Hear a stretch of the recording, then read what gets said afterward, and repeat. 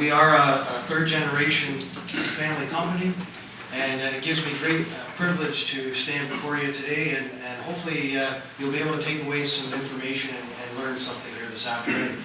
And I do want to congratulate you for taking the time to listen to some of these topics today, as they affect all of us at some point in our life.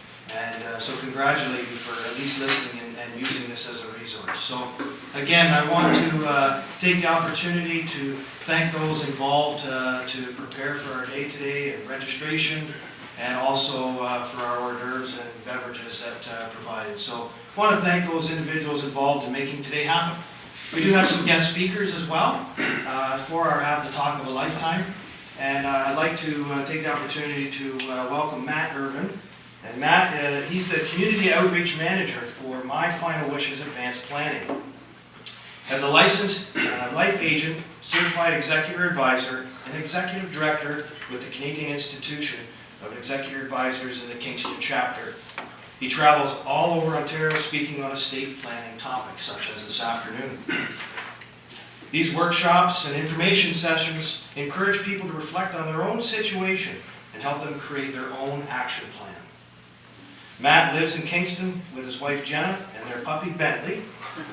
Matt is an active volunteer with the Kingston Walk for ALS and is a past president of the Ottawa and District Funeral Service Association.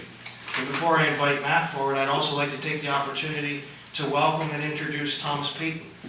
Thomas Payton is our funeral pre-planning counselor here at Weaver, and more to follow from Thomas later in our program. But without further ado, I would like to call on Matt to come forward. Thanks. Thank you. Good afternoon, everyone. Well, let me just try that again. I'll come back here. I came all the way in from Kingston. I'll come up here. Thanks, Tim. Good afternoon, everyone. Good afternoon. Okay, good. We're alive. We're alive. Yeah. Any day above ground is a good day. Good day. Good. Thank you, Tim, and thanks to everyone here at Weaver for having me. My name is Matt. We're gonna share some stories today. Before I get started, though, today's session is going to be recorded for training and quality purposes. If anybody's obliged to that, please raise your hand. We're not going to film you. It'll be the back of your heads, of course. The camera's over there. If I'm going too fast, going too slow, talking too loud or too quietly, let me know. I can adjust tempo and I can adjust volume. Okay? Okay, the first story I'm gonna share today is a story of Bob and Tom. And they met at a very young age. Bob and Tom met in elementary school, and they played baseball. And they played as much baseball as they could. One was a pitcher and one was a catcher. And they both played on Little League teams. And they made a pact with each other. And that pact was if one of them dies, that person has to try and come back and let the other one know if there's baseball or not in heaven. So they live on and have wonderful lives, of course, get married, have kids, the whole shebang. And their kids even play baseball. They still follow all the players and know all the stats. And one day Bob dies. And Tom misses him dearly, and they have a funeral and all that stuff. But years later, he's still thinking about him quite a bit. He notices, and one night he's laying in bed and he hears a voice. And he says, "Bob, is that you?" And Bob says, "Yes, it's me." He says, "Oh my gosh, man, I've missed you. How you been?" He says, "Good. I don't have a lot of time. I have good news and I have bad news." He says, "Okay, man. All right. What's the good news?" He says, "The good news is there's baseball in heaven." He says, "I knew there'd be baseball in heaven." "Beautiful. What could possibly be the bad news?" And he says, "You're pitching tomorrow night." So,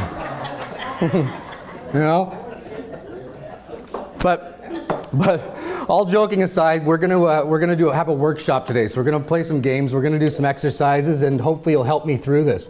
The story I'm gonna share is a true story. I'm from My Final Wishes Advanced Planning, and we get 40 to 50 phone calls per day from folks whose situation has changed dramatically.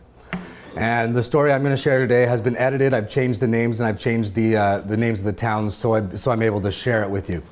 And this story is about Steve and Marilyn. And Steve and Marilyn are happily married. It's not their first marriage, but they're happy nonetheless. And they're particularly happy this year because they're both recently retired. And they're excited because they have a 26-foot Winnebago and they're ready to go on a trip. They have a thing called a bucket list. How many people have a bucket list? Or even know what a bucket list is, of course, yeah. Well, there are two things outstanding on their bucket list this specific year, and one was a trip to the Grand Canyon, and the other one was a trip to the Maritimes. Now, Marilyn wanted to go to the Grand Canyon, so guess where they were going? The Grand Canyon. The Grand Canyon. Happy wife, happy life, yeah. So they had their 26-foot Winnebago. It was a beautiful spring day like today, and it was all polished up in their driveway in Kingston, Ontario. And Steve even packed his fishing rod that he brought on every single trip. You know, Marilyn said, "Why are you bringing that? You've never used it." He said, "If I get the opportunity," you know. They went back and forth like that quite often. But without further ado, they headed out of their house in Kingston, Ontario, and headed down the highway. Now, little did they know, when they came home, things would be very, very, very different. So they went out on the road, and you know, it was life as usual, and things were going pretty well. Now, Steve did the majority of the driving, and Marilyn was like the navigator. You know, she held the map and decided where to stop. And sorry, a little parched. This specific day was not unlike any other, rather, that Steve liked to stop and stretch. You know, he got pretty cooped up in the motorhome, and they pulled over in this little town on the way to the Grand Canyon, and they shared lunch and had lunch in the Winnebago, and then Steve said, "I'm just going out for a walk." Well, Marilyn really thought nothing of it, and he did that quite often, and typically his walks would be 30, 40, at most 45 minutes, 50 minutes, but this day was a little different. He went for his walk, and Marilyn tidied up after lunch, and then she started to notice it's been a little while since he left. And she looked at her watch and looked out the window. She wasn't exactly sure what time he left, but she knows it's been a little while now. So, then she starts pacing back and forth in the motorhome, and pacing and looking out the window and staring, and she's starting to get worried. And now it's been 2 hours since Steve left. She's wondering where he went, because this has never happened before. Now it's been 2.5 hours. Now it's been 3 hours. So she panics and she calls her daughter, Joanne, who's back in Kingston. Joanne doesn't answer, but eventually she does call her back. And Joanne knows her mother all too well and says, "Mom, don't worry. I'll make some phone calls and I'll find out what happened, and I'll get back to you. So just calm down. Don't panic." So Joanne made some calls and she found out what had happened. Steve went for a walk. It was a rather warm day, and he walked into this convenience store to get some chocolate milk. He walked to the back fridge, he grabbed the chocolate milk, turned around, went to the counter to pay for it, slipped, hit his head on the counter, and died suddenly of a massive stroke. So, Joanne didn't want to tell her mother this over the phone. She had 3 young kids of her own, one in ballet, one in soccer, one in basketball, and had to put her own life on hold, had to get a flight, go to where her mother was down in this town on the way to the Grand Canyon. And Marilyn said that she just felt numb when Joanne finally got there. The first thing they did is they opened up the yellow pages to see which funeral homes were around, and they saw 6 different funeral homes, none of which they'd ever heard of. This wasn't what was supposed to happen. They just retired, and they honestly didn't know what to do. So I'll fast forward again a couple more days, and they're back in Ontario, in Kingston, sitting in front of the funeral director at the funeral home. And Marilyn said she just felt lost and confused because the funeral director had 75 questions to be answered, which are how many questions are asked when a death occurs in Ontario, and 90% of them can be made ahead of time, but they had never talked about this. So Marilyn and Joanne sat there in front of the funeral director, numb, trying to answer all these questions that they had, needed to be answered today, and did the best they could. They turned out, they ended up having a celebration of life. Everybody's heard of a celebration of life, of course, and they even played Johnny Cash's Ring of Fire, so she thought Steve would laugh at that. Steve had an old pocket watch that he wanted to give his nephew, but never did, right? And he wasn't the most organized person in the world, but he wasn't the most unorganized. Like he had a wallet full of Costco cards and Petro points and Visas, and everybody has all their memberships. So without further ado, I'm going to ask everybody to please open up your workbook right here. Everybody should have a copy of the Living Well and Leaving Well workbook. And we'll go to the middle page, please, where it says Learning from Steve and Marilyn. I want to ask everybody, though, how many people in the room have a will? Excellent. How many people have an executor? That's a trick question. If you have a will, you have an executor. Yeah. All right? Good. Okay. And we'll start. Does everybody have a workbook and a pen? Yeah. We'll help each other through this. All right. The top of the page, number 1. We know from Steve's experience that he was diligent in getting everything ready for his possible journey to the Grand Canyon, but complacent in getting ready for his inevitable journey. Why do you think some people are complacent about this responsibility? Fear of the reality of death. Fear of the reality of death. Excellent. Yeah. What else? Yeah. Just too complicated and they just don't want to do it. Yeah. Out of sight, out of mind. Yeah. Too complicated. What else? Just put it off. Put it off. Yeah, I'll do it another day. Procrastination, right? Exactly. My dad was diagnosed with Lou Gehrig's disease in January of 2007. The doctor gave him 2 to 3 years to live. He lived 2 years, 5 months, 24 days. If I were a gambling man, I'd say that's pretty darn good. He was 6 days off. But I remember weeks after he had passed, I lived at my parents' place when he was sick to help out because my mother couldn't bear his weight. And it was about 2 weeks after he had died, my mom was walking around her condo with a flip phone like this and looking for something frantically and looking and looking and looking. And I finally said, "What are you looking for?" And she said, "I can't find my cell phone." So that brings me to my next point, the cost of inaction. Leaving too many decisions for a grieving family can increase the likelihood of relational conflict and financial inefficiencies. Areas of your brain are physically affected in grief, and the stress hormone cortisol is released to the frontal lobe. Doing what to its reason and decision-making capacity? Impairing, yes. Disabling, yep. Number 2, good. Marilyn would pace and stare in the motorhome. Steve and Marilyn left information on how the kids could contact them, but not on how a good Samaritan could contact the kids. When catastrophes occur, information is normally routed through the what? Close? No, when there's a catastrophe, there's a big accident, where does the information go? Police. The police, bingo, police. Yep. Really? All right, number 3. Steve never completed a power of attorney for personal care or a power of attorney for property. I'm going to say it again, and I'm going to accentuate the key word that I said there. Steve never, okay? Never completed a POA for personal care or property. So if Steve had survived the stroke but was mentally incapacitated, Marilyn would have been legally what to make decisions? Unable. He never completed a POA, so she is unable to make any decisions, okay? Relating to her husband and his financial and legal affairs. Now today, the funeral home's so kind, they've offered everybody that's here today a living will kit and power of attorney for personal care for everyone that's in attendance. You have an evaluation form where you're sitting, and if you'd like a copy, just tick that you would like a copy, and Thomas will make sure you get one. There's also a fantastic planning guide the funeral home's offered to everybody. So this living will kit, I can tell you firsthand, is far superior to the one you can get online. The one the government of Ontario provides is 2 pages. This is 9. So anyway, that's included for just coming here today, so good. We are on number 3B.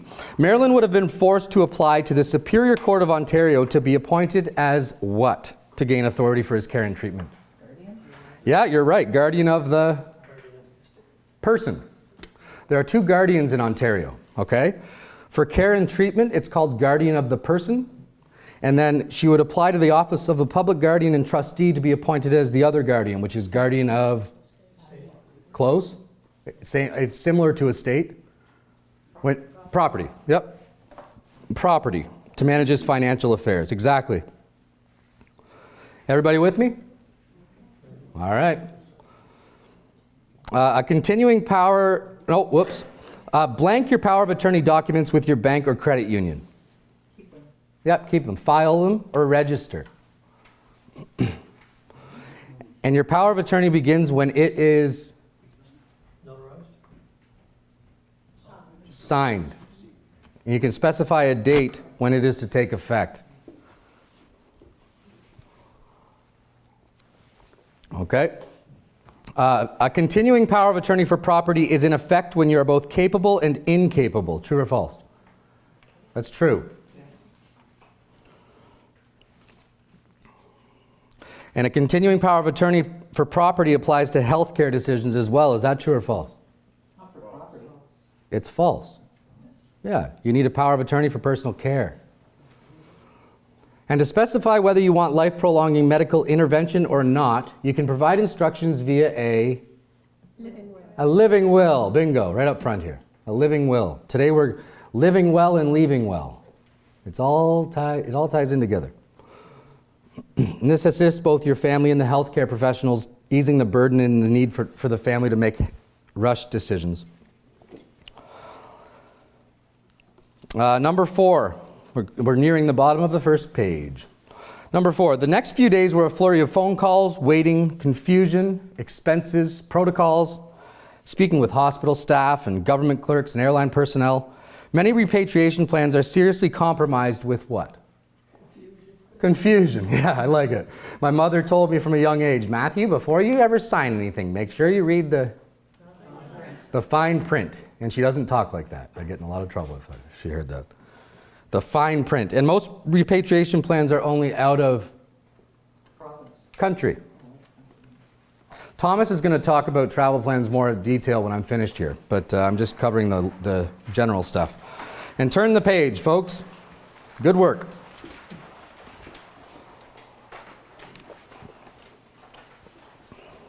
The top of the next page. Most repatriation plans are what plans only?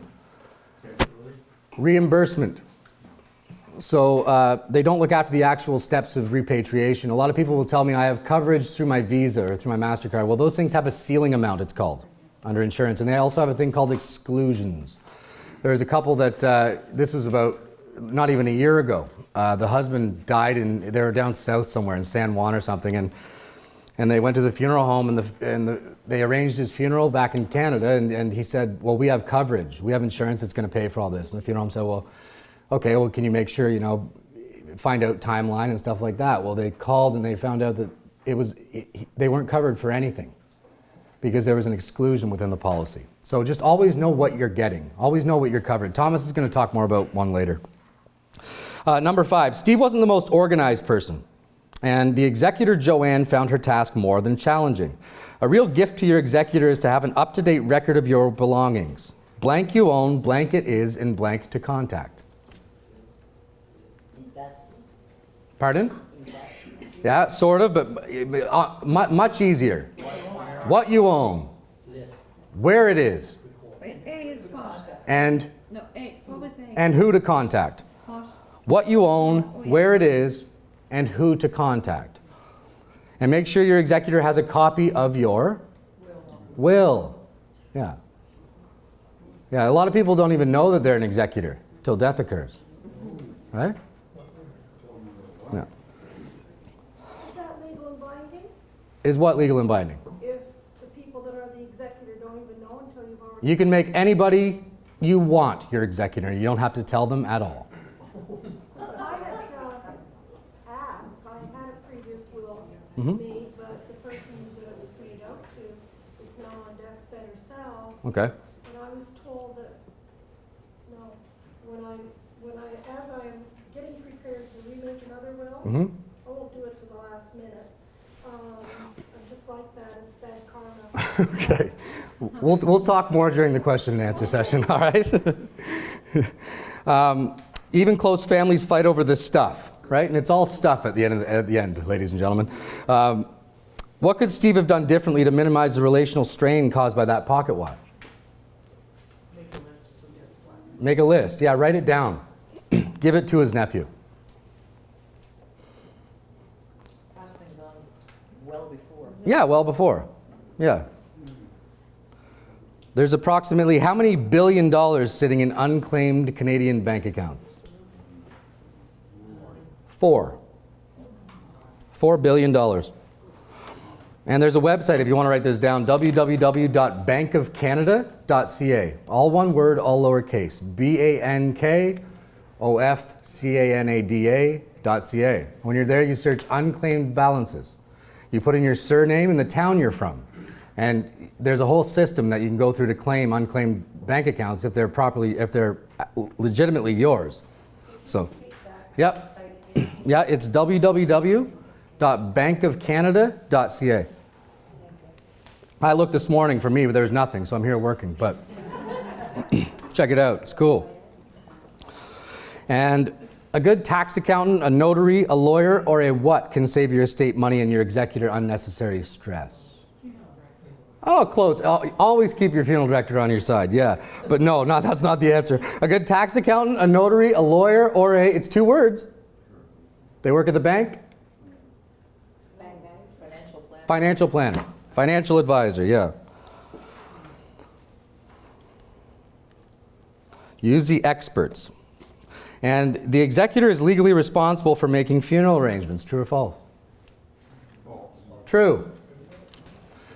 I'm a certified executor advisor, okay? There are a couple things in Ontario that people are unaware about.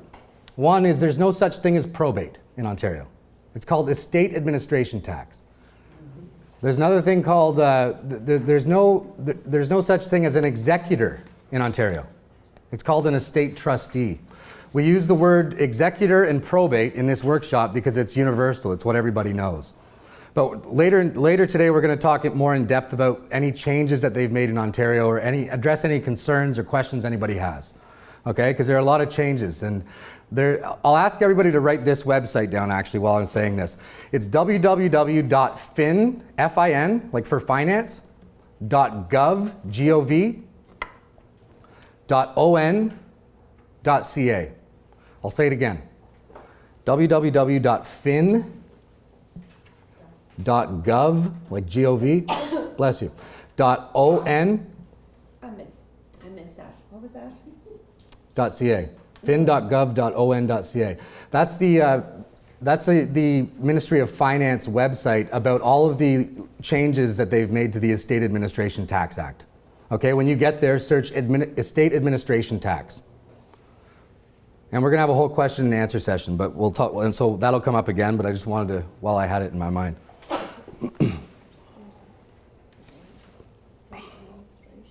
Yeah, in Ontario, there's 17 things on average to do as an executor. Sometimes there's a lot more. Sometimes there's 50, 60, 70. It depends how complex the person's estate is.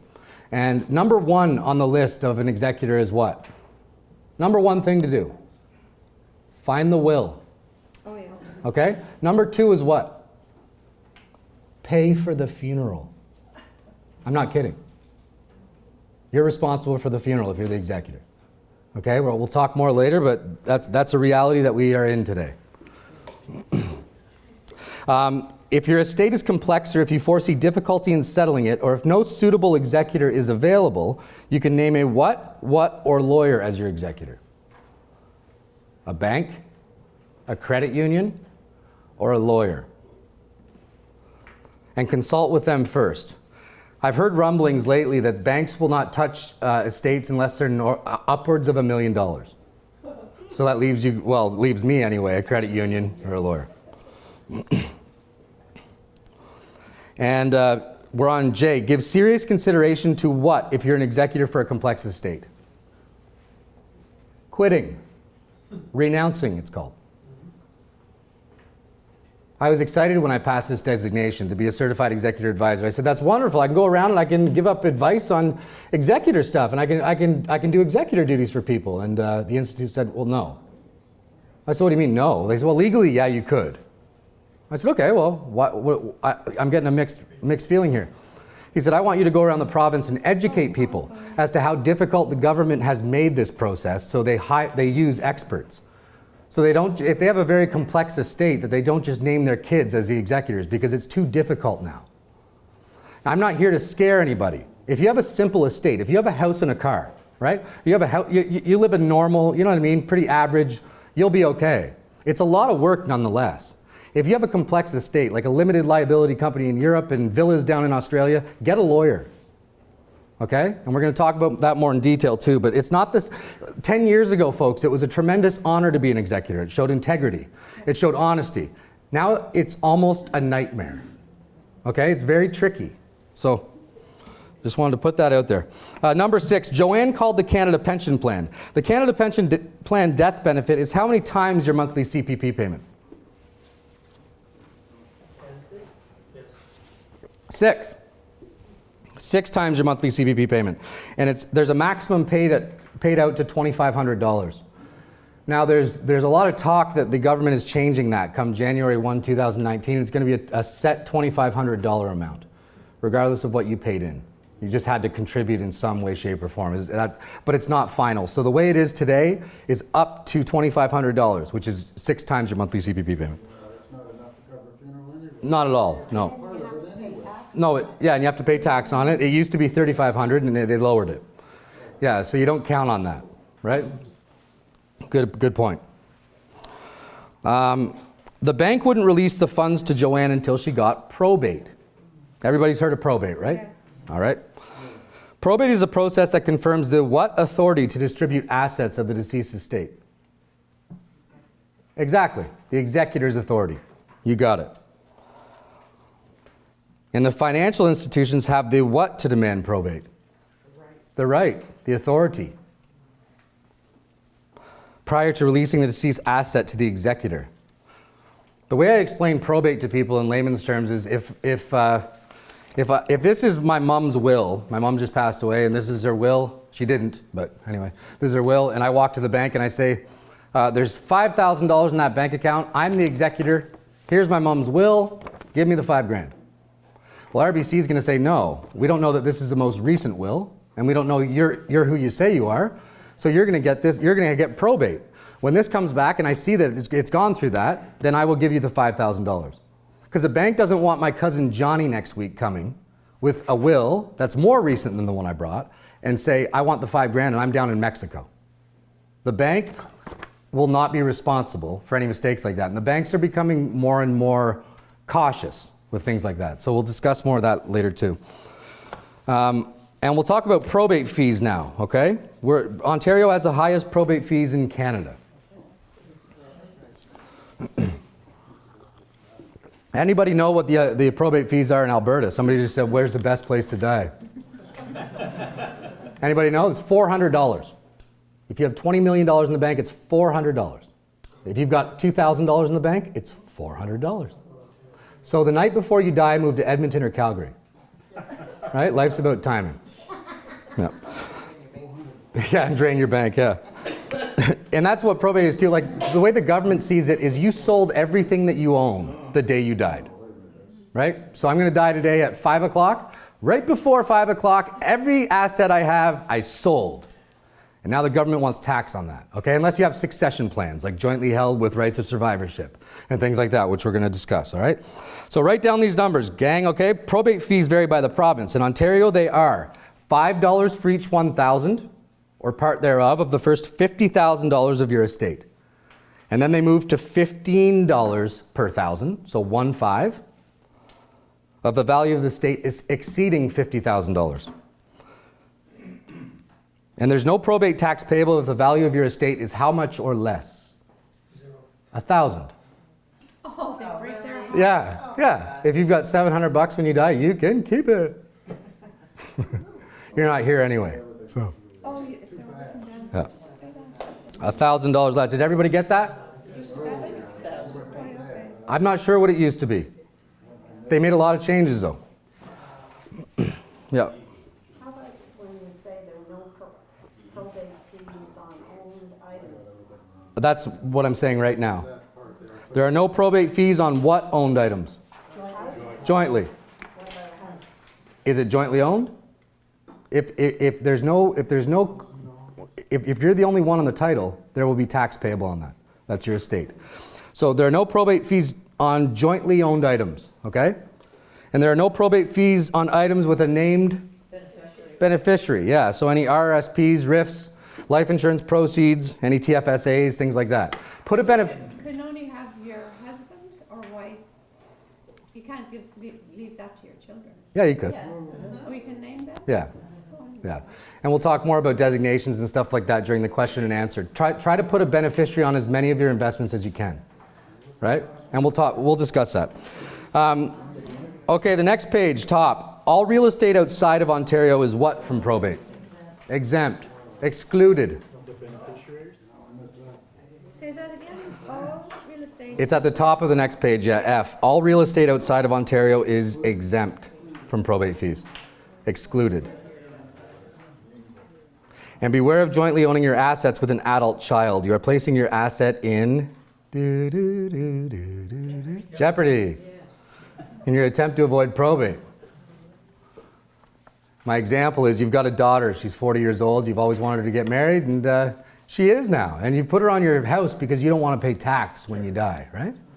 So she gets married and she marries the head of the Hells Angels. So the Hells Angels now own 25% of your house. Is that worth not paying probate on? It's an extreme example, but no. The answer is no. No, it's not. All right. Number 8. Marilyn sat across the desk from the funeral director, still feeling numb. Pre-planned cremations or burials are rapidly growing in popularity. Across North America, approximately how many people per day make the decision to pre-plan and pre-fund their final wishes? Any guesses? 2,000 people per day. Why do you think it's growing so fast? Because of the expense. Expense, yeah. Yeah, funerals tend to double every 10 years. Like anything, it goes up. Gas prices, hydro. When you enter any sort of agreement with the funeral home, Thomas is going to discuss this more in detail later, but when you pre-arrange and prepay your funeral, whether it be on a monthly basis or in full, it doesn't matter how much that funeral goes up, it's guaranteed. Your funeral will never rise, right? So that cost is locked in and guaranteed. And Tom's going to talk more about that. So, while grief expressed leads to healing, grief suppressed can lead to? Depression, yeah. And sickness, sure. And be careful of handcuffing your family with unhealthy demands. What I mean by handcuffing, a lot of my friends say to me, oh, Matty, I know what you do. You travel around, you talk about estates and stuff, right? You're a weirdo, man. Yeah. You know what? When I die, just burn me and put me in the river, man. I say, well, if you don't have a plan, how are you going to get there? You know, you don't plan to fail. You don't plan to fail. You fail to plan. But you know, if I'm an avid mountain climber, I'm 36 years old. My wife Jen is 31. So if I die, if I'm like, let's say 86 and she's 81, I want my ashes spread all over a mountain. At 81, I think she's going to climb to the top of a mountain and spread my ashes. One guy said she'll have a boyfriend by then. Yeah, he'll do it. Yeah, but just be realistic about what your expectations are, right? He has to be much younger. Yeah, he will be. He'll be 36. Yeah, no sweat. And consider allowing for the option of viewing. That's the answer there, viewing. Take into consideration our loved one's uniqueness and their individual ways of grieving is wise. I was married May 10th, Mother's Day, 2015, and my mother-in-law died 2 weeks later to the day of brain cancer. My mother-in-law and my father-in-law were at one of my seminars, one that was a lot more focused on death and funerals. It had nothing to do with estates. It was about 4 years ago. And they sat in the front row. I spoke for 2 hours.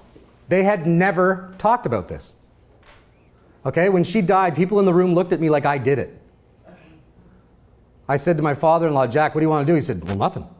I said, what do you mean? He said, out of sight, out of mind. It's easier. I said, okay, well, I'll put it to you like this. We can have one day of celebrating Joanne's life. Now, she was a guidance counselor in Kingston at 2 different high schools for 1,500 students, right, for 20 years. So she probably had a couple contacts. I said, we can have one day to celebrate her life, or you can have 365 in the next year. And he said, I don't know what you mean. I said, if we do nothing, then every time you go to the gym, you go to the bank, you go downtown, people are going to ask you, how's Joanne? He said, I never thought of that. So we did have a celebration for my mother-in-law, and 1,200 people came to the funeral home to say goodbye. Funerals are for the living, so just remember that. 8E, Canada Revenue Agency allows you to place funds in your funeral plan for your executor to cover what? Yeah, immediate expenses. So that includes a notary for notarizing your death certificate and will, a tax accountant for your terminal tax return, assisting family members with travel costs and your monthly bills for household maintenance, etc. And funds in your funeral plan are available immediately because they bypass probate, and they can't be Disney movie, Frozen by the bank. And I forgot to say, everybody, in today's world, this was back, I'm going to backtrack here a bit because it's an important thing and I forgot to say it. Oh, at the bottom of the previous page, the bank wouldn't release the funds to Joanne until she got probate. Jointly owned items. In today's world, banks are becoming more and more stringent. Your bank account, if it's titled as jointly held, they are sometimes freezing it still. Okay, so every bank differs. There's 5 big banks in Canada. My advice to everybody here, it doesn't cost a thing. Go down to your bank and talk to your bank manager and say, hypothetically speaking, if this happens, what happens to this account? Most banks require the account be named jointly held with rights of survivorship. Okay, so you want to make sure that your bank is titled under that distinction. Jointly held with rights of survivorship. And then what that means is if your spouse or your partner dies, there won't be any tax implication and you'll still have access to that account. Okay, because the last thing that you would want is all your funds to be frozen because it was simply titled jointly, and it needed to be jointly with rights of survivorship. Okay? But each bank is different, and talk to your bank manager. What we're going to do... I'm single, so there's no spouse, so they're gonna freeze. Well, you're good then. Hey man, single life. Nothing wrong with that. Good, so that was my note about the bank stuff. I don't think that was the question he was asking. Oh, How easy is it to get the money from an executive? Oh, your executor can get it. You put your executor on the title. Sorry, I didn't hear what you said. On the title? Like on your, what are you asking? The bank doesn't know anything. And Well, you've got to tell them. You have to tell the bank. We'll discuss that during the Q&A. Oh, okay. All right? That's a one-on-one thing. Okay, good. That's the workshop portion. So now we have an exercise. We're going to do the number game. So everybody has 2 sheets full of numbers.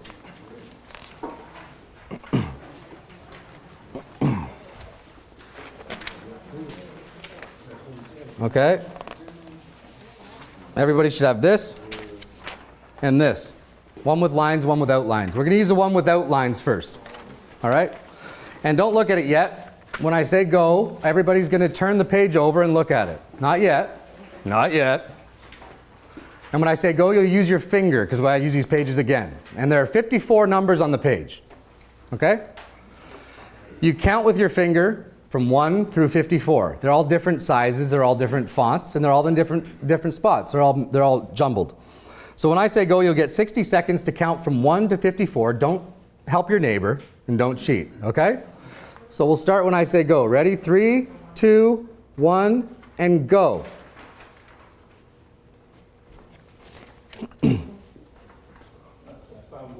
Good. And I assure you all numbers are on the page.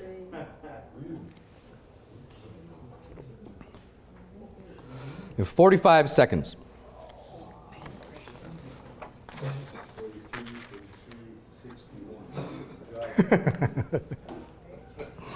There's no 61. I've played this game before.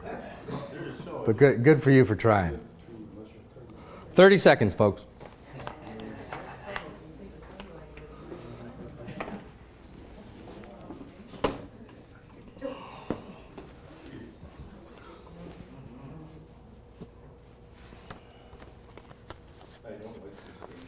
Yeah, I don't like this game. And 10 seconds left. All right? 7. Okay, in 3, 2, 1, stop. Stop.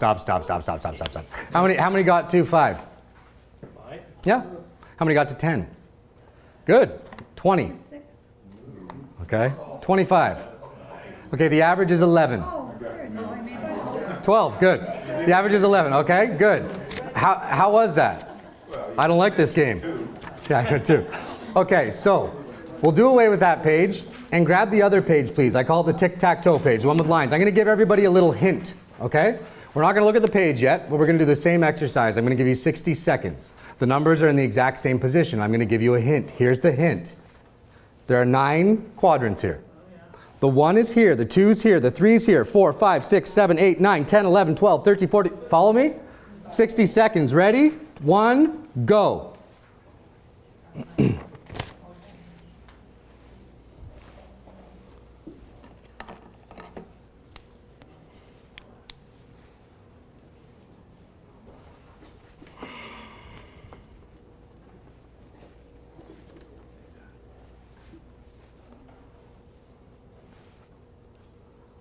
And you have 35 seconds left.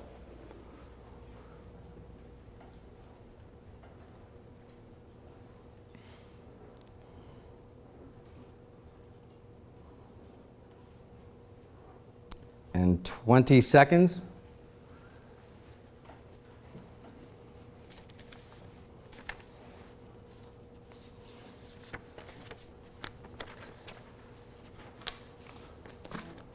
Ten seconds.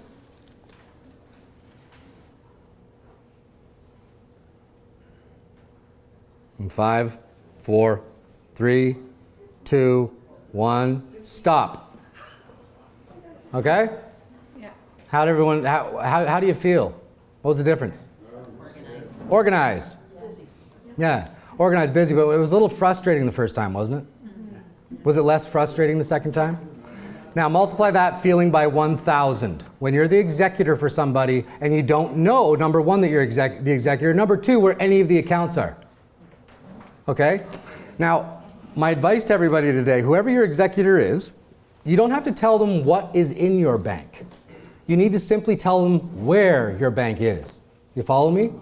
It's a lot easier to look for something when you have a little bit of direction. That's what that exercise is for. So good job. We're going to do my favorite game now. This is a drawing exercise. So on the back of everybody's workbook, you have a thing called drawing exercise. Okay? And on the very back, here you go. Yeah, right there. That one.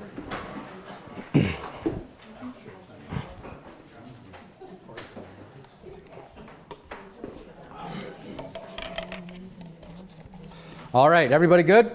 We've got everybody see my whiteboard? Okay. And don't judge me on my lack of artistic ability here either. We'll draw a circle in the middle of the page, please.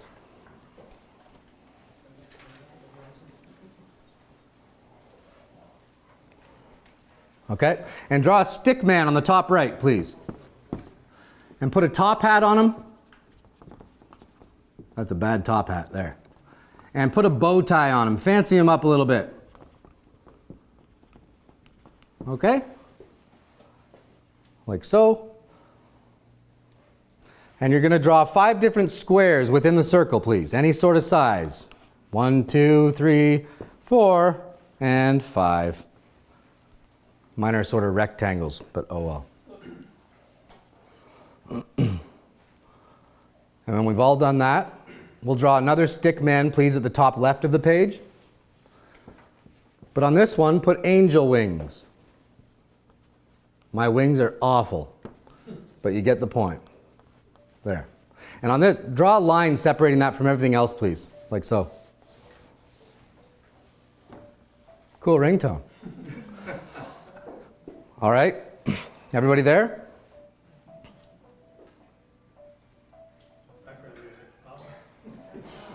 Okay.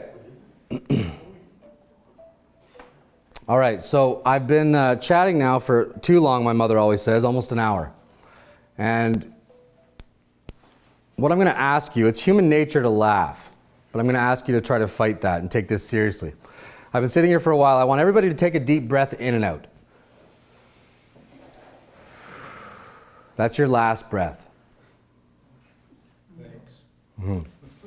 So tomorrow morning there's a meeting at the funeral home. It's at 9 o'clock. And I want everybody to go around the table. This is a table, that's the funeral director, and that's you. I want everybody to go around the table and write who's coming to the funeral home tomorrow morning at 9 o'clock to take care of your arrangements. Okay? My mother would be there and name them. My sister, Megan. She has to be there. She knows everything. Right? Everybody have that person? She's a doctor. Knows everything there is to know about anything. Period. My buddy Tom would be there. And my lovely wife Jenna. Before she has her boyfriend. Right? She'll be there. You might have one person around your circle. You might have none. If you have none, all the better to you for being responsible and being here today. I'm going to ask everybody, whoever's on your page, do they all get along?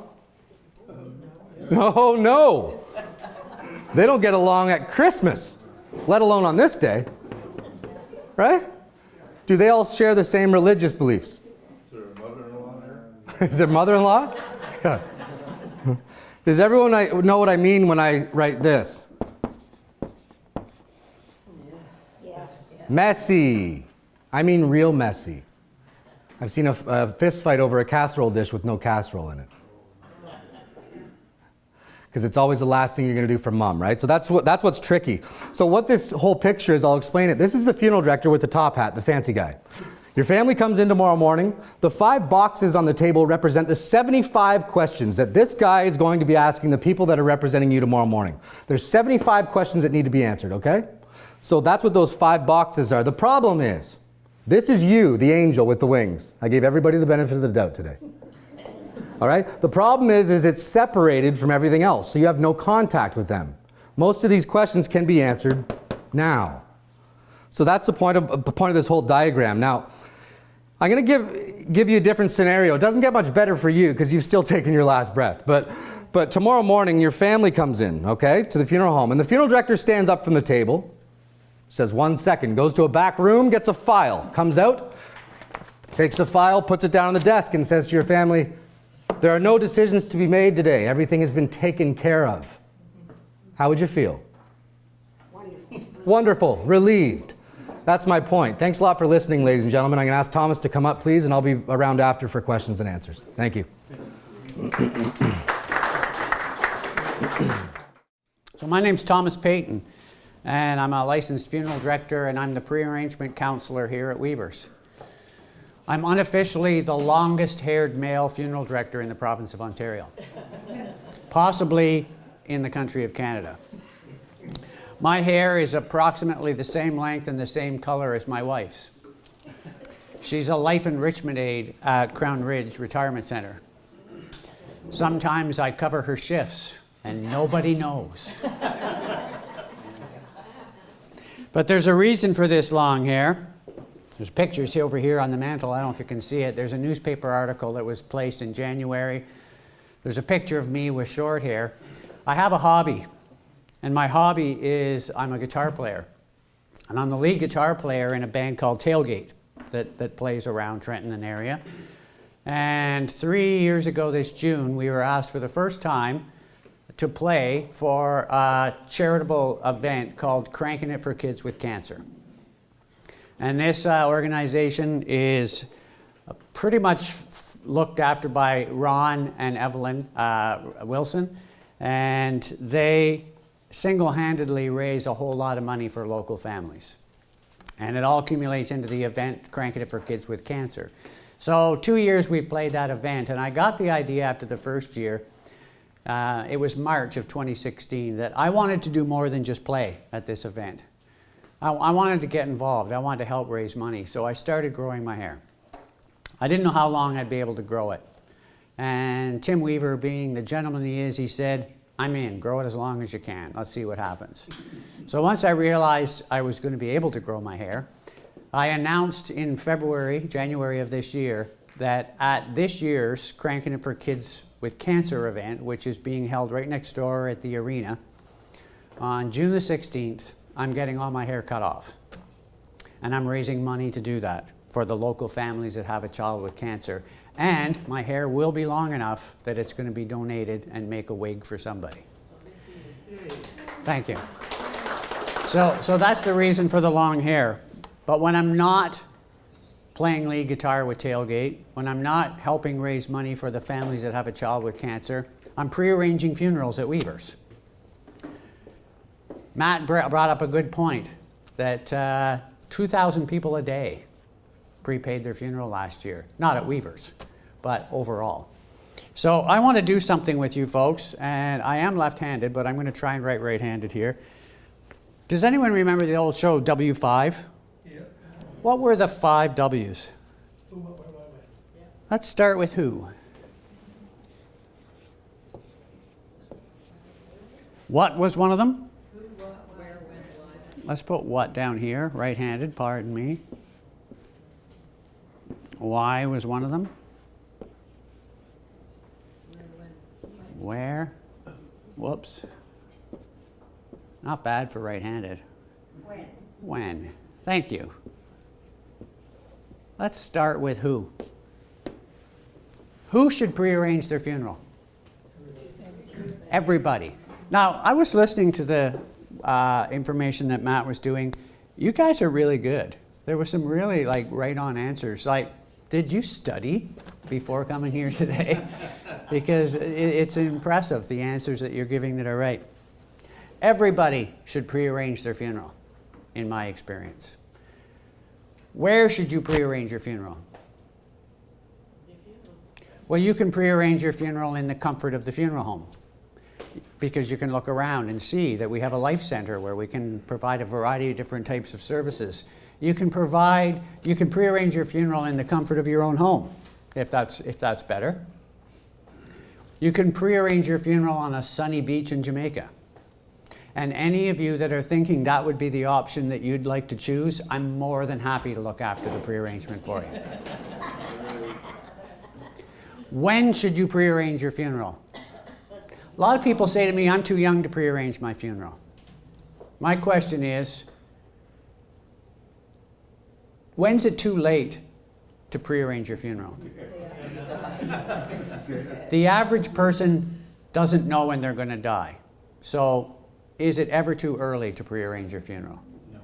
It's never too early. When I started full-time in prearrangements with the funeral home, the average age of a prearrangement client was about 78. Today, the average age of a prearrangement client is about 62. It's dropped immensely. There is a tremendous number of people that are in their 30s and 40s that are prearranging their funeral, because funeral prearrangement has fallen into the same category as estate planning. Just as you would have a will, just as you would have an executor. By the way, I know Matt asked, how many of you do have a will? That's very, very helpful for your family. But it's too old. It's out of date, mine is. How many of you have an executor? Having an executor is very, very helpful for your family. How many of you have talked to your executor and they know that they're your executor and they have a pretty good idea about what they're up against as far as, that's really, really helpful for your family. How many of you have looked after prearranging and pre-funding your funeral? That's very, very helpful for your family. So congratulations. What is a prearranged funeral? Well, obviously a prearranged funeral is a file that we would create that outlines what it is that's going to take place.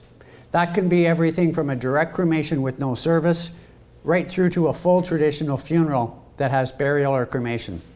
People ask me all the time, cremation's cheaper, isn't it?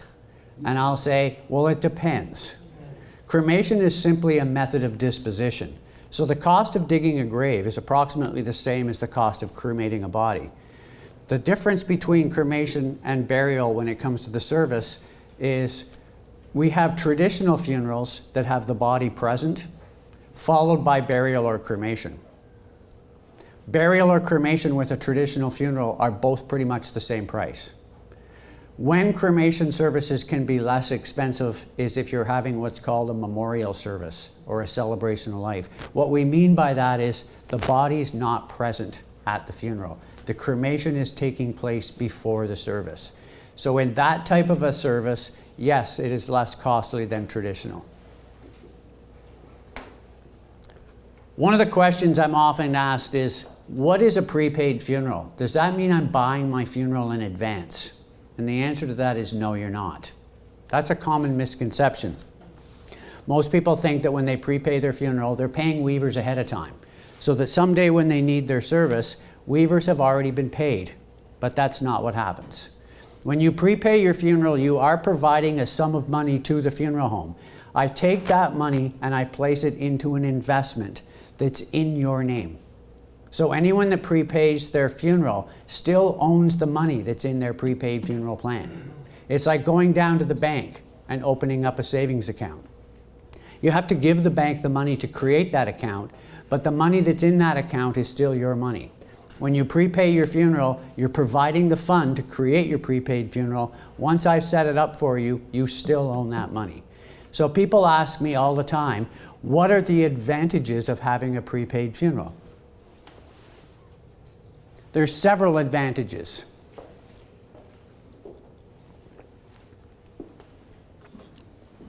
First of all, once we create that investment is going to earn interest.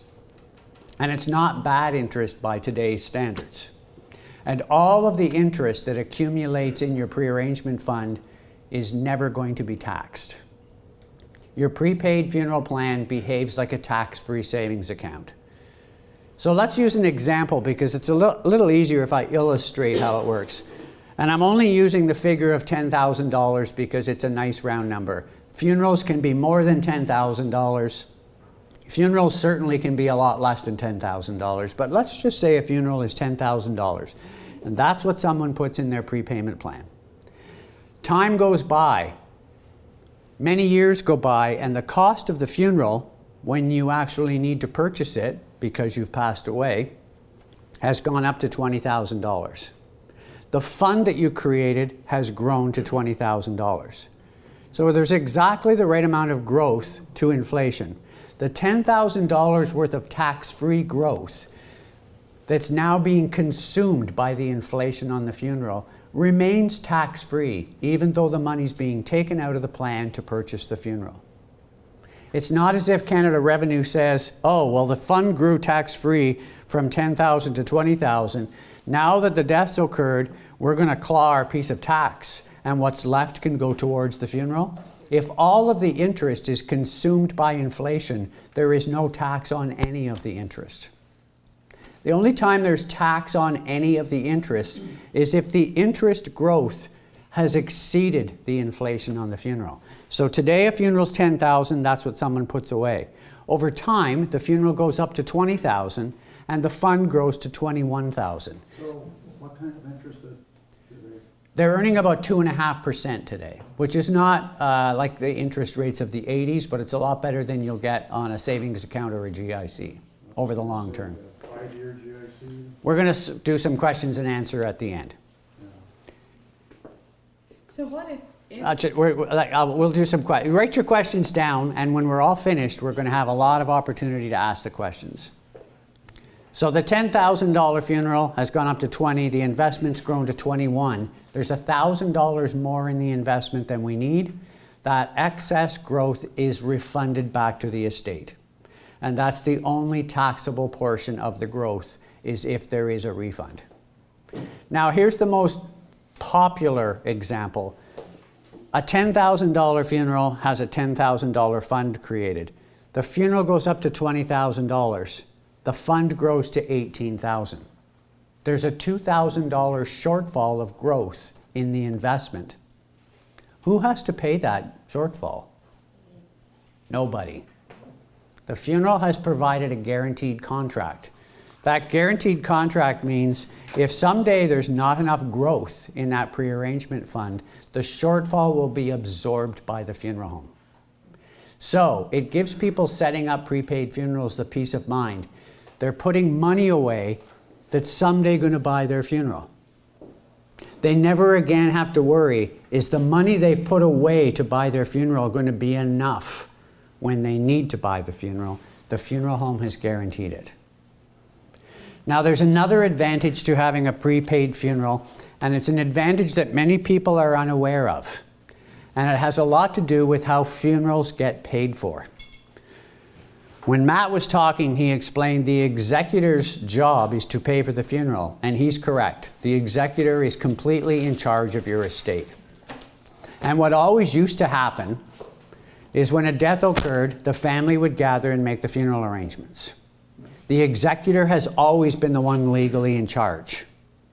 And the family, with the executor and the funeral director, would put together a plan that Matt showed. And the funeral director would show the family and the executor how much the funeral cost was. The executor would sign all the paperwork. The funeral would take place over the next few days. And in the weeks following that, the funeral home would send out a bill to the executor for the funeral. And in the weeks and months following that, the executor would come in with a check from the estate through the lawyer and pay for the funeral. And those days, folks, are rapidly disappearing. And what's happening today across the land is funeral homes are getting out of the practice of billing funerals. So when the death occurs, the family arrives to make the arrangements. The executor is still the person legally in charge. They make all of the decisions, and the funeral director shows them how much the funeral is going to be. And at that point says to the executor, and how are you paying today? And the executor's typical response is, wait a minute, I'm not paying for the funeral, the estate's paying for the funeral. Show me where I need to sign, and when I get this all sorted out, I'll bring in a check and pay for the funeral. And the funeral director will say, unfortunately, when you get this all sorted out, that's going to pay you back. We don't bill funerals. It's due today. And the executor will not have access to the estate funds at that point, so they're covering the cost of the funeral. People are learning this and they're saying to me, Thomas, I don't want to borrow money from my executor. My children are my executors. I want this all taken care of ahead of time. And that's exactly what the prepaid funeral plan does. It takes care of all of this ahead of time. So why? Why would people want to prearrange their funeral? I'm asked all the time, if I prearrange and pre-fund my funeral, does it really make that big of a difference?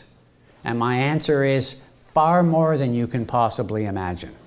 It's night and day different when a funeral has been pre-planned and prepaid compared to the family coming in and they're responsible to do everything from the start. I've been a funeral director for 31 years this June. 31 years ago, when a car pulled in the parking lot, the family are arriving to make funeral arrangements. One thing that was quite consistent in that car is there was a certain level of grief. And of course there is. The family that's arriving to make funeral arrangements have lost a family member. They're grieving. Fast forward to today, what we have to add to that car full of grieving family members, because that grief is still real and the same as it was 31 years ago, the family are also stressed. They're quite anxious because they're asking each other questions on the way here. What's expected of us there when we get there today? Are they going to need any money today? And the reality is, yes, the executor is responsible. So sometimes their worst fears are confirmed. And the stress is just like they were worrying it wasn't going to be. So that's why individuals today are wanting to get this all looked after in advance so that they can spare their family the stress of having to worry about all of these details. That's why people are wanting to be prepared ahead of time so that this gets taken care of for the family. I did. Now, when it comes to prearranging and prepaying a funeral, obviously when you prepay a funeral, you can do the funeral in the full amount. You can single pay and create your prepaid funeral in a lump sum deposit. But you can also prearrange and pre-fund your funeral today by creating a prepaid funeral over time. You can do a monthly deposit into your prepaid funeral, much the same way as many people would slowly build a savings account. Many times people ask me, well, if I'm doing it monthly, say I spread it out over 5 years, so I do 60 months of deposits into my prepaid funeral. When I've got this finished in 5 years, that's when my funeral's guaranteed. My answer is, no, your funeral's guaranteed from the very first deposit you make. Because when you do a monthly deposit on your prepaid funeral, it includes some insurance. And that insurance is designed to pay any deposits that you can't make because your death was premature. You died before you finished your plan. I was showing this to a gentleman here one day, and I'll make up the numbers, but basically he said, if I'm reading what you have shown me correctly, if I give you $100 today, because it's the first monthly deposit on my prepaid funeral, that amount can be more or less, by the way. But in this example, if I give you $100 today on my prepaid funeral, and I die tomorrow, my $10,000 funeral cost me $100. I said, that's exactly what I'm telling you. And he said, this is a great deal. And I said, now, think about it. Financially speaking, it's an awesome deal. Perhaps not the best way to capitalize on a great deal. But that's in fact how it works. Many people prefer, rather than being out of pocket the entire amount of the deposit all at once, decide to do it monthly. It does cost a little bit extra to do it monthly because there is some insurance premium charge, but this is not life insurance. It doesn't have the same impact as life insurance. It's a much smaller amount. In many cases, when I'm sitting down with people, if they have their money in investments, that by taking money out of an investment, they're subject to tax, because who doesn't put their money away in a spot where maybe they save tax on it? So if they're going to take $10,000 out of their investments, they have to take maybe $12,000 out to cover the tax on the $10,000. In many cases, the cost of the insurance is less than the tax on touching your investments. So many people today leave their investments alone and decide, I want to create this on a monthly plan because it's the most cost effective. The reality is, if there's no tax implications on moving money, a single pay funeral plan is the most cost effective because there's no insurance needed. But the insurance, in fact, is not very expensive.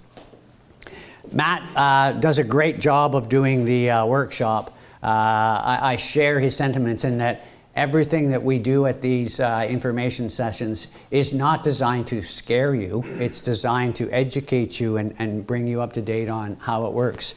But it's no lie, the executors today have a huge job.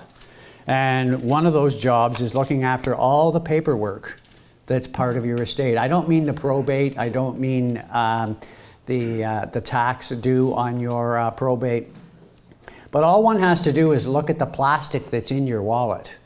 Everybody today has credit cards, bank debit cards, driver's license, fishing licenses, Costco points cards. Our wallets are full of plastic.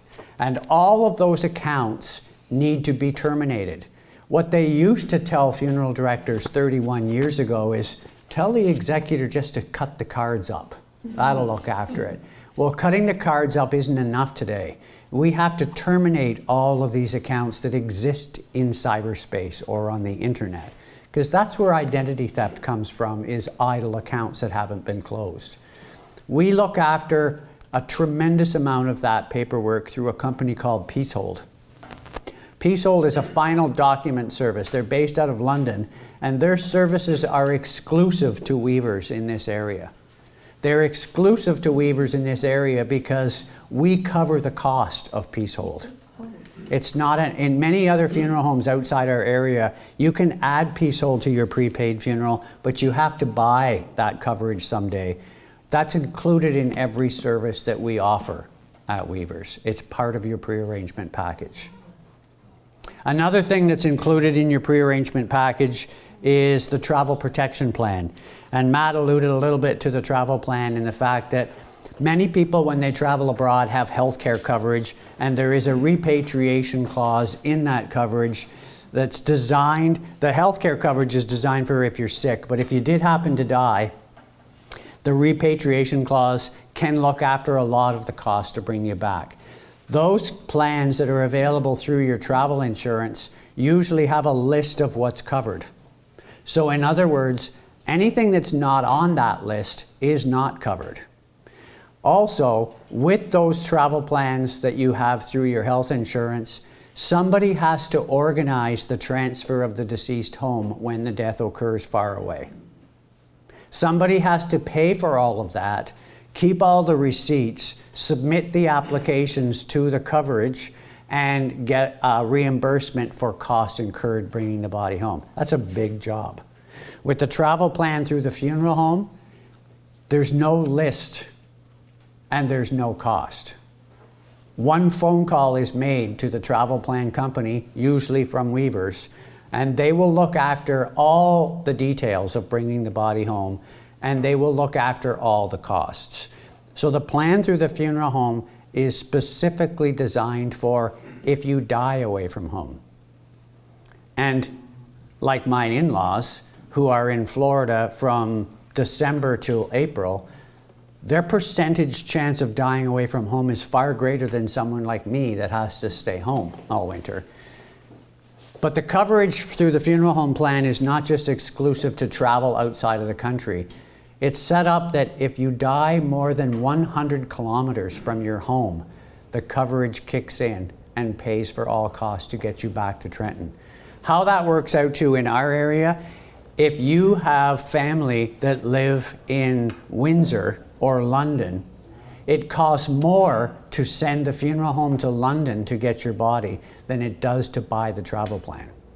The travel plan is a one-time purchase of $595, and it's guaranteed the rest of your life. It doesn't matter how often you are away from home. It doesn't matter what your age is. It doesn't matter how often you travel. If you are more than 60 miles, 100 kilometers from home, and have passed away, the coverage kicks in and brings the body back. So that's a few reasons of why people like to get their funerals prearranged.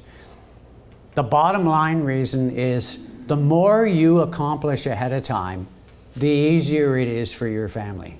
Trust me, that's just what I do every day, and it's amazing how much stress it takes off the family when they know it's all taken care of and it's paid for. Sometimes I'm asked questions such as, I want to prearrange and I want to prepay my funeral because I've got a pretty good idea about what I want, and I want to get that prearranged and paid for so no one can change it. If I prepay my funeral, nobody can change it, right? Wrong. Your executor has the authority to change anything they want to. They're in charge of your estate. In the 31 years I've been a funeral director, have I ever seen an executor change a person's plan? Never. Why is that, do you think? Respect. Exactly. I'll tell you exactly why. It provides the family a tremendous sense of comfort in the future when you've passed away and they're grieving, and they have a file with us that follows exactly what you wanted. They take a great deal of comfort in knowing they're following your wishes. Do they agree with your wishes? Not necessarily, but are they going to follow them? Absolutely. That's the comfort. That's the stress relief. That's the pressure taken off. And it lets families simply grieve when the death has occurred, because that's really all they're supposed to be doing. Not worrying about, are they doing this properly? So that's one of the other reasons why people look after this ahead of time. So my encouragement is, if this is something that is of interest to you, which of course it must be, you're here listening to the information session.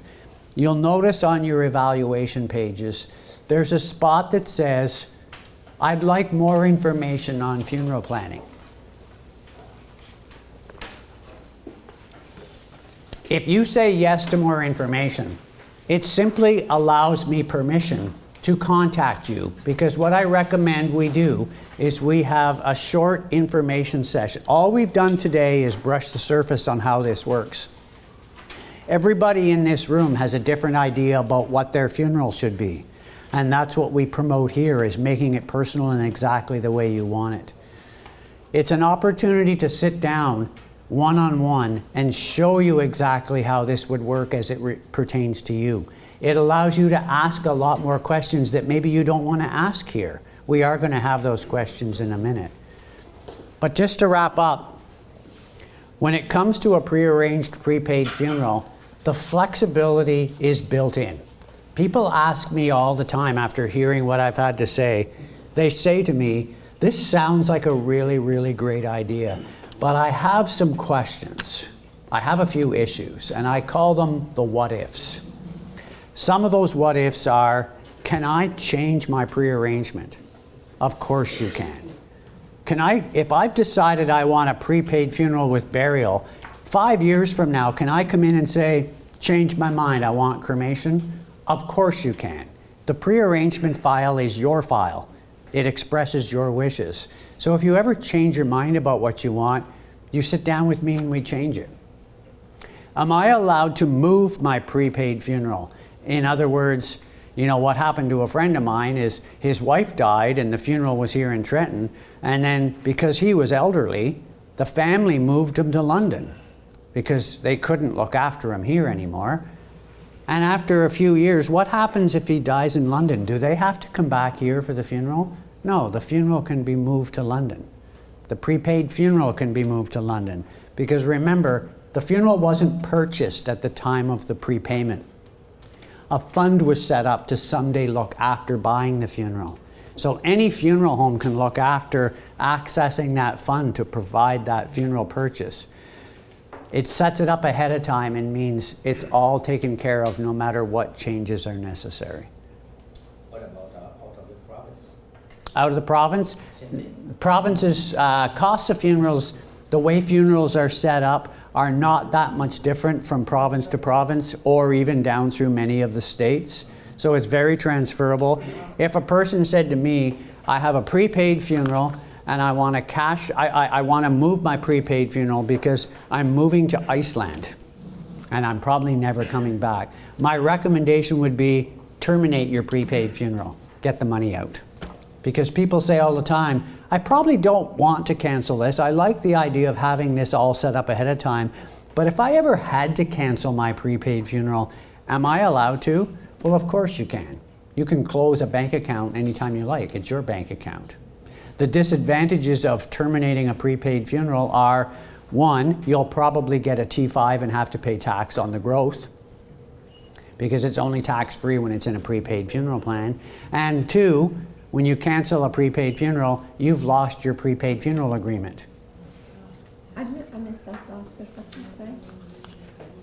My question was, people ask me, am I allowed to cancel my prepaid funeral? And yes, you are. The only disadvantage to canceling it, which you're entitled to, is you're going to pay tax on the growth. Because if your $10,000 funeral plan has grown to $12,000 and you cash it, you get the $10,000 back plus your $2,000 growth. It's your money in your fund, but you're going to get a T5 slip that year because the growth on the fund is taxable. So that's a disadvantage. Plus, when you cancel a prepaid funeral, you've lost the agreement because the agreement is guaranteed from the day it's signed that no matter how much the funeral goes up, it's all looked after no matter how much money is in the fund. So if any of you would like some information, just simply check off yes. I'm the pre-arrangement counselor. I'm the funeral director at Weavers. It's going to look after it. I know we're into early May. So if we were to sit down and look after that pretty soon, I'm going to look just like this. If you decide, oh, I think I'm going to wait and do something after the 16th of June, I'm going to look more like that.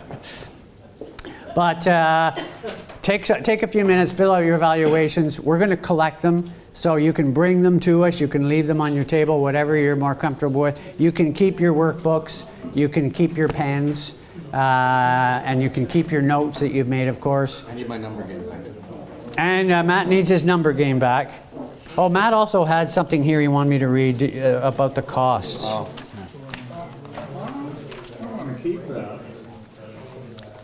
He took some time to prepare some of these out-of-country costs.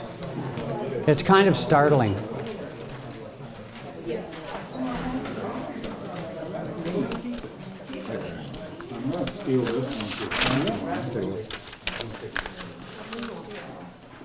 Here we go. This is not funeral costs. If you have a prepaid funeral at Weavers in Trenton, that's all guaranteed. But if you are traveling and you're in the Philippines and you passed away, it cost in 2017 $17,606 to bring the body back from the Philippines. That's on top of your funeral. Mexico, $5,817. Florida, $3,339. But that $595 one-time fee would cover that. The rest of your life. No matter where you are in the world, no matter what the cause of death was while you're traveling. So in other words, you're getting special treatment for an illness that you develop someday, and the treatments are in Mexico, and while getting treatments you passed away. Due to the illness that you had, your travel plan pays to get you home. There's no restrictions. There's no list of what it covers. No matter what has to be paid for, It's all covered by the travel plan that you purchased when you set up your prepaid funeral. One-time fee. Now that one-time fee of $595, a question that comes up is, well, if my funeral is $7,000, I want to do that monthly, do I have to pay that $595 to buy the travel plan? No. Your $595 travel plan can be incorporated into your funeral cost and the whole thing can be done monthly. You're still covered from the day you start your plan on your funeral and your travel plan. Can you buy the travel plan separate from? Yes. Okay. Yes, you can. Any other questions, folks? Question time. Will kits. Will kits. What kind? So straight up. Okay. No. I get asked that question a lot. Will kits. Can I use them? Can I use the Staples do-it-yourself home will kit? Yeah, you can. You can use anything you want. I'll tell you this. The better the will, as in if you use a lawyer, it's pretty legitimate. Thanks, buddy. If you use a do-it-yourself Staples kit, it just brings more opportunity for people to contest your will. Okay? People ask me a lot, who can contest your will? Anyone. I can contest your will. I don't even know you. Anybody can contest your will. If your will is legitimate and it's drafted by a lawyer, etc., and everything's good, I think you're safer than you would be using a do-it-yourself will kit. That's my answer. The reason I ask is because I have one beneficiary, my daughter only, no siblings, no husband. You're pretty safe then.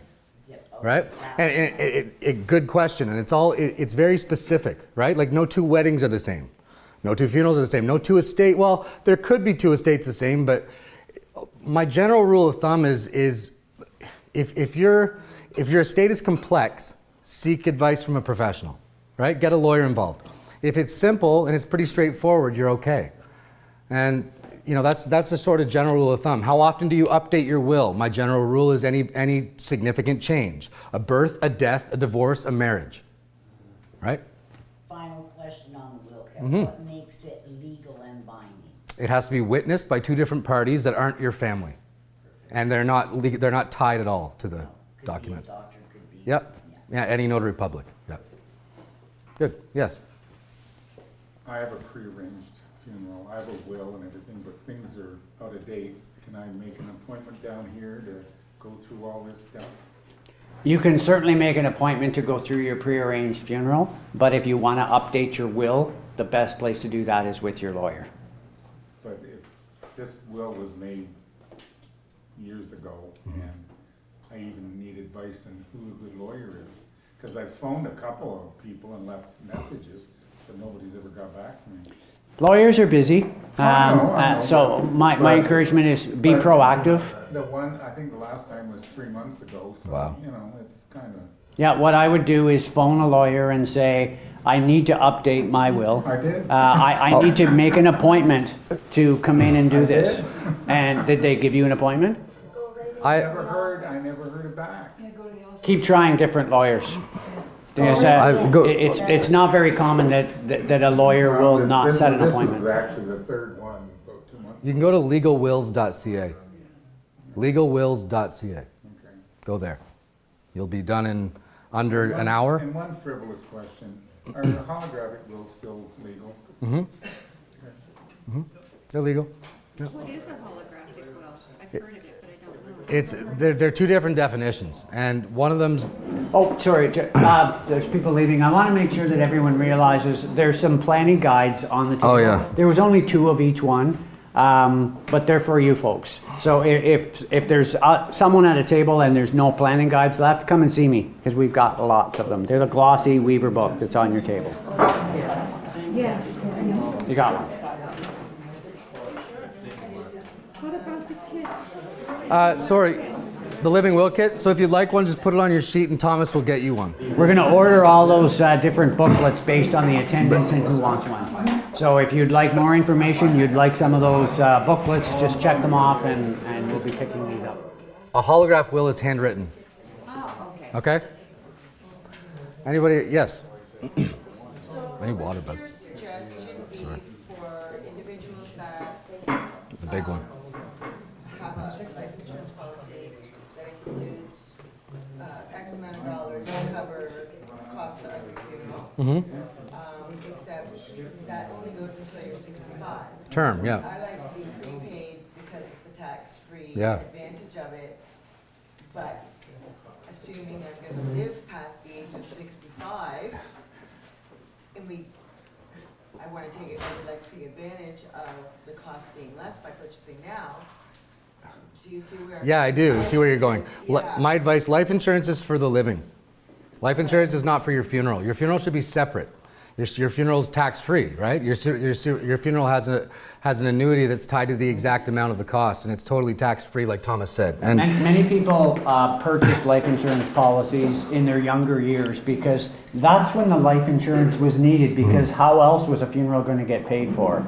The reality is today that they have the funds available to create a prepaid funeral, which will guarantee it forever, for the rest of their lives. One thing to note is prepaying your funeral doesn't forfeit anything that your estate's already entitled to. So if you have a prepaid funeral, but you have life insurance, you have a Canada pension, death benefit, all those entitlements are still going to happen. But none of those monies are going to be needed for the funeral. You've taken care of that with a prepaid funeral. All of the other monies that your estate's entitled to are simply going to become part of the assets that are in your estate. So a lot of times people say like, oh, I have a life insurance policy, but I have to die before I'm 65 to have that. It's gone after that. I have a life insurance policy. It provides $25,000 for the rest of my life. If there's no growth to that life insurance policy, we will reach a point where funerals cost more than your policy. A lot of people say, I want to get this looked after separately.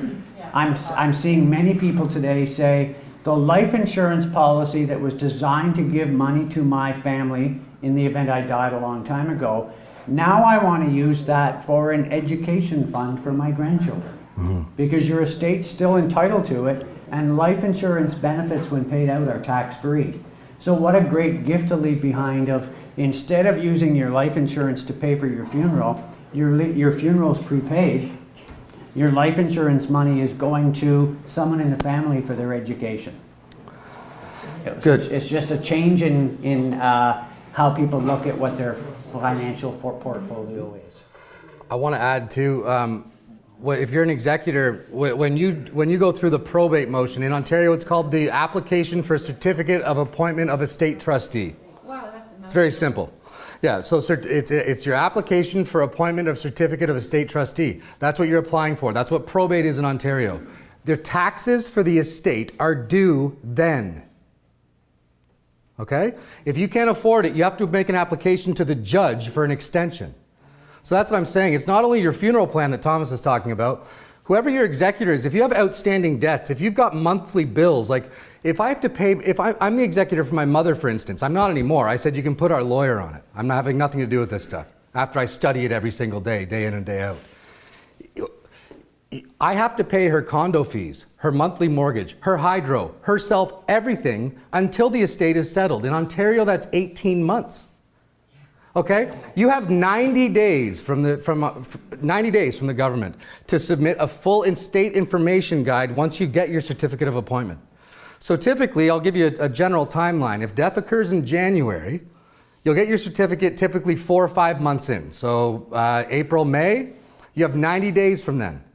June, July, August 1, you have to give the government a full estate information guide, including an assessment of the house, not based on MPAC, not based on what you think your house is worth, after you hire a real estate appraiser and have a legitimate real estate appraisal included. Okay, they've made it very hard. There's so much detail. A lot of auctioneers are getting into this business. So take my advice. If you have a complicated estate whatsoever, make your lawyer your executor, please, for your kids. All right? That's my advice. Now, you can choose an executor, but give them the right to choose a trust company. Good point. Yeah, absolutely. Your grown children can be your executor, but there's a lot of times They have where the option. we're going to subcontract Yeah. some of these jobs out. We're not relinquishing our duty, duties renouncing, as the yeah. executor, but where we need professional help, we're getting it to make sure it's done properly. I say, But you can move out of province and you You don't know the provincial laws. Yeah, it's best to have your executors in Ontario if you can. And the other thing is, if you have 2 kids, I tell people, what I would advise is, and this is just my humble opinion, you know, nobody special, you have a lawyer on, like, as a trump card if they're going to go to civil trial. Your 2 kids get along famously, that's wonderful. You throw 500 grand in the mix, they might not. So when they make the decision that this is mine, not yours, and yeah, mom and dad said half and half, I don't care, mom liked me more, I'm 60, you're 40, and they're going to civil trial at $10,000 or $15,000 a day, your 500K is gone in 3 weeks.